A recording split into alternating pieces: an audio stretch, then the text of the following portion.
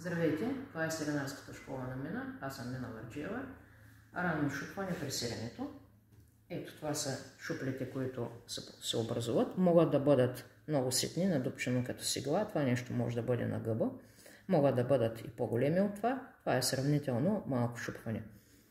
Този недостатък при сиренето се дължи на лоша хигиена на обора или ниска хигиена на съдовете, с които се използват, цедилки, найлони, ако използвате найлони при работата на сиренарска вана.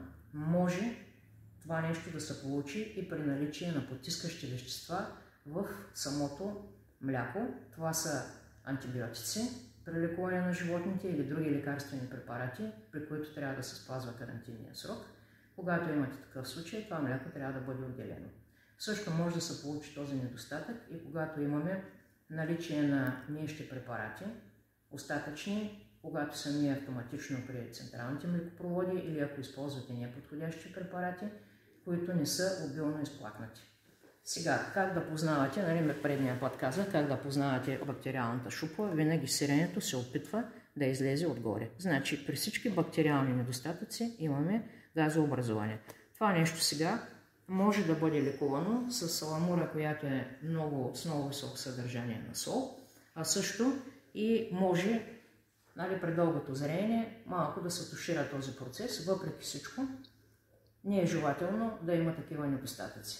Сега, когато имате, нали, измиване, което е с тежки препарати, това е лакмусова хартия.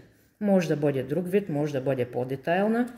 Слагате първо хартийката в чиста вода, за да видите pH на водата. Ето тук неутралната зона е pH 7, виждаме. Така, от 7 към 0, това е киселинната зона. От 7 към 12, това е алкалната зона. Смивната ви вода, значи първо слагате хартийката в чиста вода, за да видите какво е pH на водата, след което в смивната вода също слагате хартийка, да видите дали сте изплакнали както трябва. Също може да се получи този ефект, когато имаме висока температура на работното помещение или когато, ако работите с охладено мляко, когато млякото е неправилно охладено. Когато нямате хладилна вана, може да използвате ето тези ледени бутилки. Млякото трябва да бъде охладено непосредствено след издояването. Ако вие налиете млякото в туби и го сложите в хладилника, образува се отгоре каймак, който задушава млякото. Млякото трябва да бъде охлаждано и чрез разбъркване.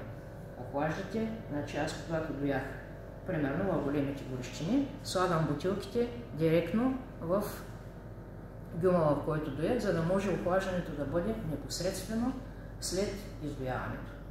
На финал искам да кажа, значи ще работя до началото на ноември, предстои ми следващо заминаване за Америка, ще се върна април месец, така че ако някой смята, че може да му бъда полезна, разбира се, учението е индивидуално, вие преценяте и вашето време, нали, не чакайте последния момент или да имате недостатъци на сиренето, което да не може да се справите сами и да правите сирена, които не ви харесват или не са подходящи за консумация. Не забравяйте, че млякото е капризна суровина, биологична течност, която е много подходяща за развитие на всякаква странична микрофлора и все пак, нали, вие произвеждате храна.